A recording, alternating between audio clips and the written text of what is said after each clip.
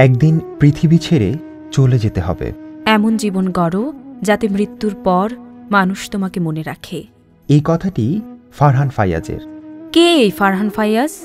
জুলাই বিপ্লব চলাকালীন নিজের ফেসবুক অ্যাকাউন্টের ইন্ট্রোতে রেসিডেন্সিয়াল মডেল কলেজের ছাত্র ফারহান ফাইয়াজ ইংরেজিতে এই বাক্যগুলোই লিখেছিলেন।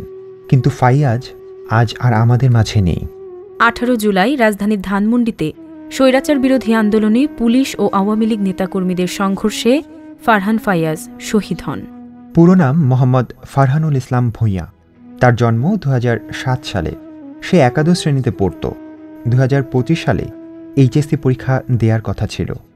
এত অল্প বয়সে নিরপরাধ ছেলেকে হারাবেন ফাইয়াজের বাবা তা কখনো কল্পনা করেনি। ছেলেকে হারিয়ে বাবার বুক জুড়ে এখন করুণ আর্তনাদ। কান্নাঝরা কণ্ঠে ছেলেকে নিয়ে বাবা স্মৃতিচারণ করে বলেন,